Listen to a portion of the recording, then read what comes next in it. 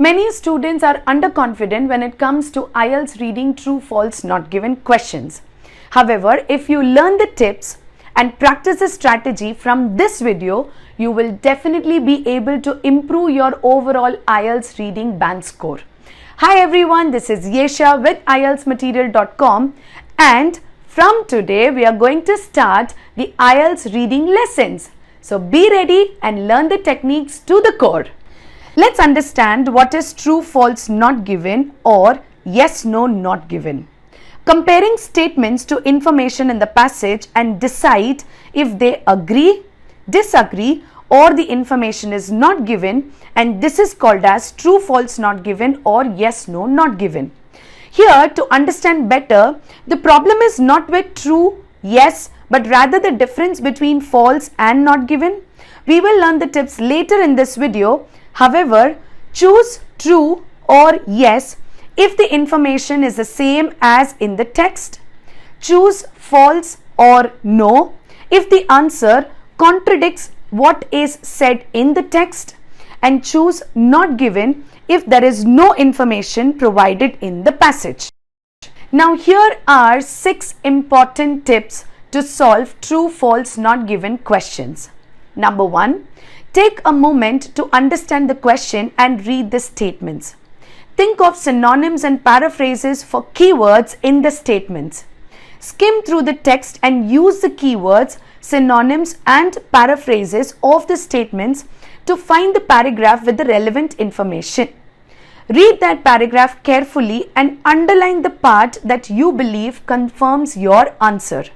This can help if you need to check your answers later. If you cannot find the answer, then note it down as not given and move on to the next statement. Repeat until all statements are covered. My most important top tip here is be careful to not simply skim or scan to find the answer. You must read the paragraph intensively to check the facts, because you also apply the strategy of reading for detail. Thank you for watching it till here. If you want to learn more tips and strategies for IELTS, then check out the description below and book a free demo class today.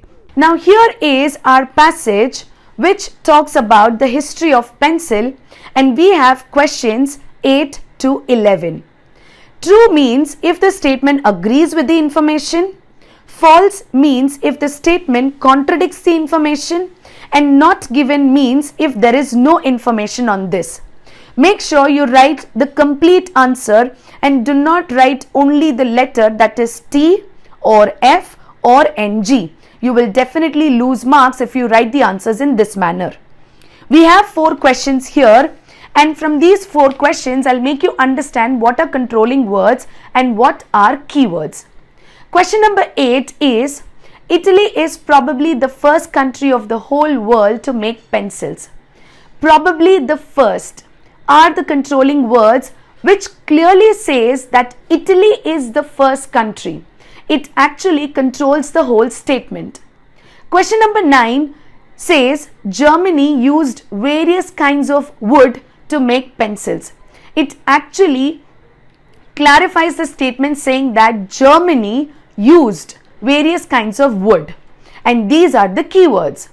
Question number 10 says graphite makes a pencil harder and sharper. Does a pencil becomes sharper and harder using graphite? If yes, then the answer is going to be true. If no, then the answer is going to be false. Try to question yourself as well sometimes to get a clearer answer as true or false. If there is no information related to a pencil becoming hard or sharp, then it will be not given. Question number 11 says, in Britain, pencils are not produced anymore. The controlling words are not produced, and in Britain is the keyword. Here, not produced clearly states that pencils are currently not produced in Britain. So it should be exactly the same. Let it be from different words, but the meaning should not be changed. Now, I would suggest you to note down the questions, and I will give you some time to complete the task. Try to apply the tips that we learned before starting the exercise.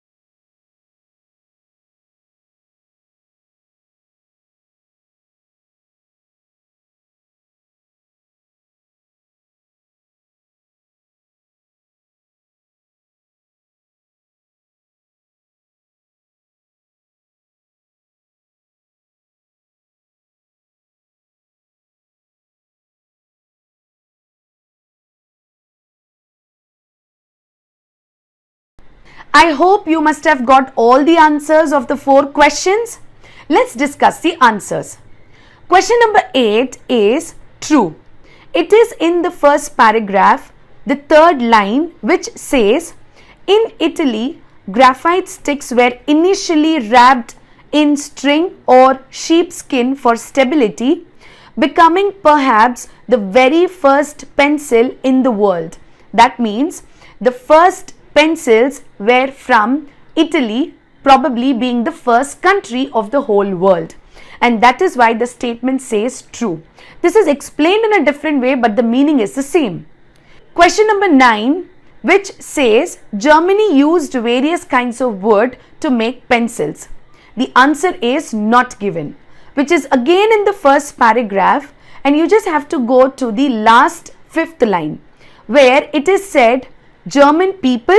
Yes, obviously Germany or German people is there, but it is not talking about various kinds of wood.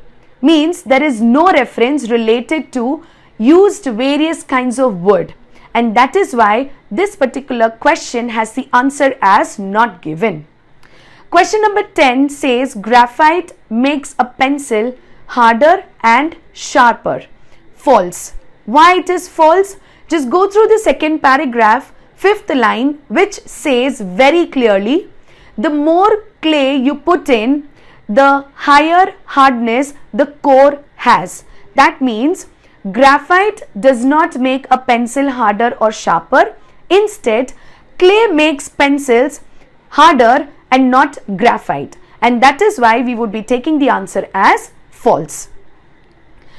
The 11th question says, in Britain, pencils are not produced anymore. That means there is no production anymore. The answer is false. Just go to the last paragraph, and the first line very clearly talks about, in England, pencils continue to be made from whole sawn graphite. That means England has not stopped the production of pencils. And that is why the answer comes to false. So, wasn't it easy to complete the task? Practicing these questions, that is true, false, not given questions in the same manner and applying the strategies exactly the same way that I did in this video will definitely help you in getting a great band score in IELTS reading examination. Stay with us for more IELTS learning, and do not forget to like, share and subscribe IELTS Material YouTube channel to learn more strategies like these. Keep learning and stay updated with IELTSmaterial.com. Bye-bye.